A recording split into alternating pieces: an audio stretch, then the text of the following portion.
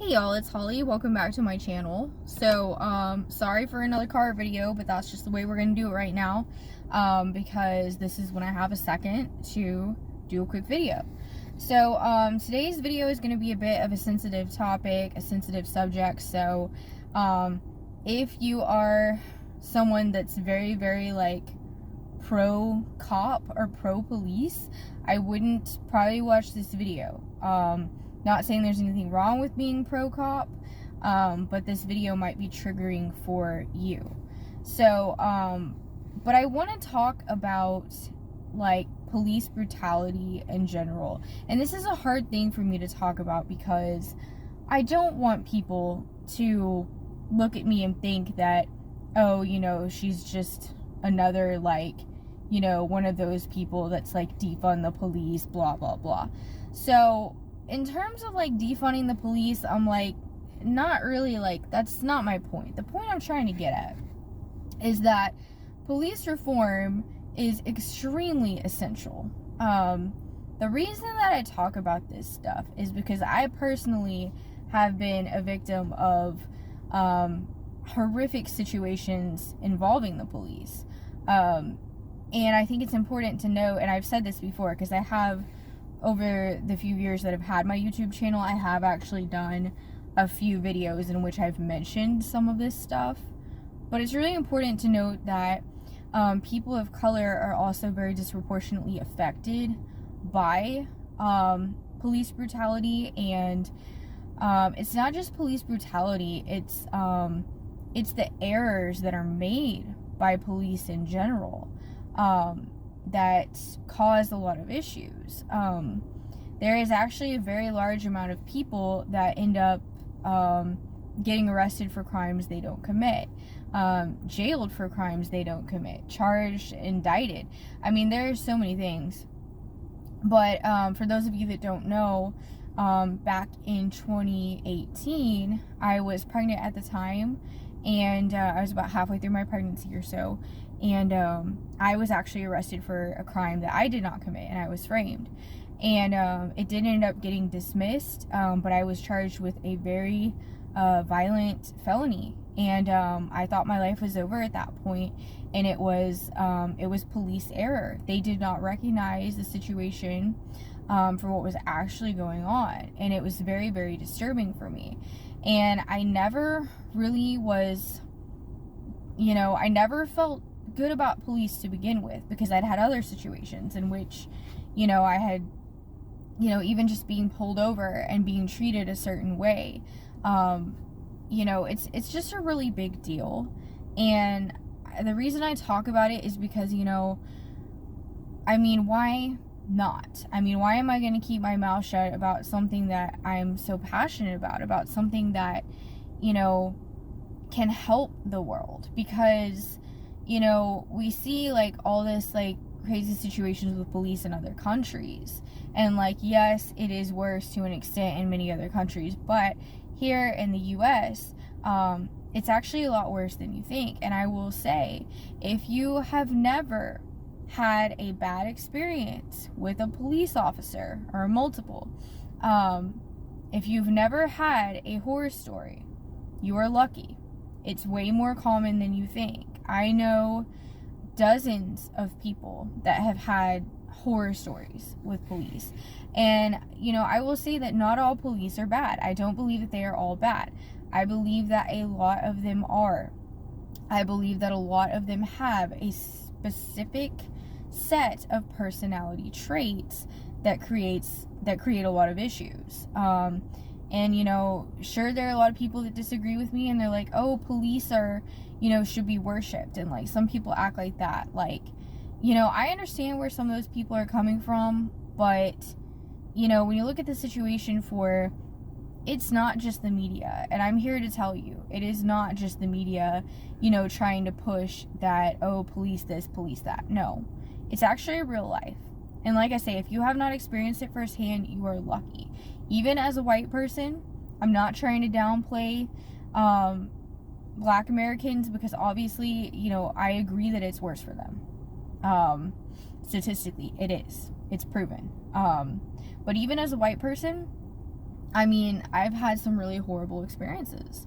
And so, really, the point that I want to get out here is that I would encourage you to educate people that you're close to around you, you know, that might not be aware, because the thing is, a lot of people aren't aware and they don't think that it can happen to them.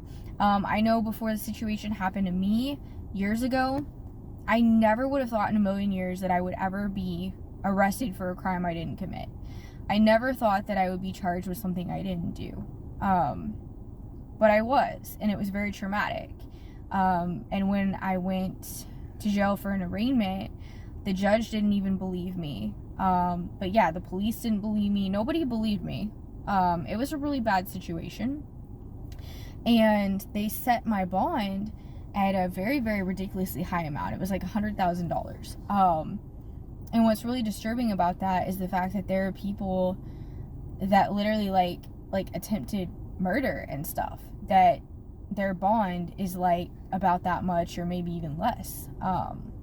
So there was someone in there in the same jail that was in there for like sexual assault, and their bond was $60,000, but mine was $100,000.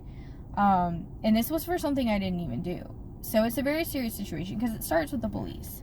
The justice system as a whole is really jacked up, but it starts with the police, because they're the first ones there. And police need to be better trained to, you know, to understand and to have a little bit more of a problem-solving mentality, you know. And I get it, like, oh, that's not their job or whatever, but like, no, seriously, they need to be able to better problem solve and not just throw everybody in jail and charge everybody with stuff. And I know a lot of you, you know, you might not like me for this video. You might not like the opinion that I'm sharing. And yes, this is coming from my personal experience, but it's also coming from just a knowing and an understanding of what's really actually going on in society and the reality of police in general. And so it's important that we educate our youth, especially you know, our children, especially once they get to the maturity level in which they can somewhat comprehend and understand. We don't have to tell it, you know, we spare them the gory details. But for me, I'm definitely educating my children. My older son, I'm already educating him on how to be very cautious and to spot certain situations and to just be very, very careful and mindful of the fact that police brutality does exist, and not just brutality, like I said before, but the error of police. And so doing everything you can to not find yourself in the wrong place at the wrong time, but it's not always avoidable. And sometimes you will find yourself in a situation where you are involved and there's a police officer that's, you know, wanting to get you for whatever thing. Maybe it's something you didn't do. Maybe they're just picking on you because they can and because they want to. And I mean, I have been worn down by police officers in the past. There have been times I've been pulled over, not any kind of serious situation at all, just like a routine, you know, what do you call it, like speeding situation. Maybe I was speeding a little bit, but one time I got pulled over in a small little town, just northeast of McKinney, Texas. And so the town is called Princeton, by the way, for anyone that wants to know. Yeah, not a good place to be. But yeah, so the cop pulled me over, was wondering what the heck I was doing, because my driver's license said that I lived, you know, like over an hour away, which was true. But he was like, well, what the heck are you doing out here? And it's like, I feel like just saying, like, well, why is it any of your business? Like, you know, seriously. But honestly, like, the guy was so mean to me. He kept hounding me. So I told him what I was doing there. I told him the truth, what I was doing, where I was going.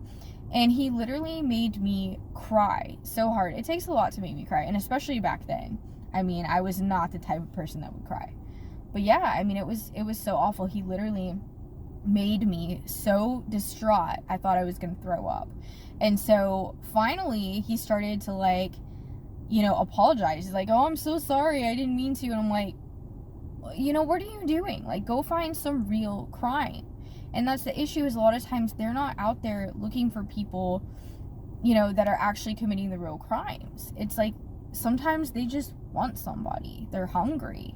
And I mean that in not a good way. But again, it's important that we educate ourselves, the people around us, educate our youth, our children, especially when they're preteens, teenagers. Let them know, the possibilities of what could potentially happen. And it is my hope that by educating, through education and awareness, that we can show, people how to, educate them on how to act, how to be. And unfortunately, the sad thing is, with Tyree Nichols, for those of you that don't know, this was something that happened last month, back in January. It's February now. And he was, brutally beaten by the police, and he ended up dying a few days later. And so in his situation, according to the video that was released and everything, all the evidence, it was completely unprovoked. And that's a very disturbing thing too, because in a lot of other situations, you can see the provocation, whatever you call it. You can see the provoking situation, but in this situation you could not, and that was very disturbing to me. That was very sickening. And I just think it's so incredibly important that we, educate and create much more awareness around this. And not only is that going to help us as citizens, but that's going to be huge for police as well, because they have to be held more accountable. Because, there are some people out there that want to be cops because they feel like it's a good thing, because they feel like, it's making a difference in the world. And, I do think, in my opinion, I do think cops are necessary, unfortunately. But there needs to be so much more reform. I mean, I know we've kind of been going through this reform thing for a few years now, but this is, it just, honestly, I think it's getting worse. But like I say, even before everything happened with the media, even before George Floyd, before COVID-19, the pandemic, before it really came so much into the light, this stuff happened to me even way before that, years before that. So I just want to put that out there. And this is one of the hardest things for me to talk about ever. There's only one thing in my life that's harder to talk about. But talking about what I went through when I was, arrested and charged with a crime I didn't commit, as a result of the police, their lack of empathy, their lack of compassion, they just acted like they weren't even human. And I know I'm not the only one. So, it's easy to say for someone who's never had that experience. It's so easy for them to be like, oh, well, you're just a woke, crazy liberal or whatever, But no, that's not the case. It's not a political issue for me. And it's just not. It's a human issue. It's a humanitarian crisis issue. And my incident was not entirely isolated. There are more, and there are more and more as time progresses. So I just want people to be aware. I want people to, hear my story so that they understand why so many of us feel the way that they do. Like I say, I have nothing against people that want to support the police. And I'll tell you what, if I felt that the police did their job properly, I would support them too. If I felt like, they actually had our best interest in mind, I would be very supportive as well. But having seen the things that I've seen, a lot of people have it. Not everyone knows what it feels like. So, and like I say, it actually really doesn't matter if you're white or black or whatever your ethnicity or race is. We're all subject to this. We are all, like I said before, black people are more affected, disproportionately more affected, but we are all at risk. And, that's just the truth of the matter. So, anyways, with that being said, that's all I have to say. But, I hope that for whoever sees this video, this is not meant to create any kind of offense toward anybody. This is not meant to insult anybody that may be a police officer or may have a family member or a friend, you know, that's a police officer, this is not what this video is for. This video is for raising awareness, you know, talking a little bit about my own story, which I'm not going to get into all the details for time's sake, but, you know, it's important that we, you know, I hope that more people will share their stories too, and I hope that we can really create more awareness and understanding around police brutality and around the errors and the lack of empathy within the police system. You know, because I do see, like, I mean, even like on TikTok and stuff, you know, there are some cops out there that are really great, but a lot of them are not. And I think we can all agree, even existing police officers, we can all agree on that. So it's important that people, you know, the police force is trained in empathy, that they're trained in being able to spot certain situations better. And it's kind of like, you know, with the whole Gabby Petito situation back in 2021. For those of you that don't remember, Gabby Petito was a domestic abuse victim, and she ended up being strangled to death by her lover, by her partner. And, you know, they were unable to spot that he was the aggressor, that her boyfriend was the aggressor, fiance, whatever. When they did a traffic stop and pulled them over, they determined she was the aggressor, when in fact that was simply not the case at all. But there have been a lot of instances like that, and with domestic abuse as well. And that's another thing I would like to point out, is that with domestic abuse, the risk is definitely there.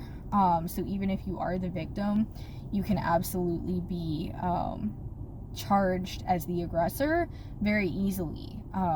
So I want to make it really clear. It's important to note that before I let you guys go. But anyways, so I will post this when I feel like it, when I feel like I can deal with criticism or lack thereof. I will not leave the comment section open for this video at all, because I don't want any of your nasty comments. You know, I mean, I don't care what anybody has to say that's negative about this. This is what happened to me.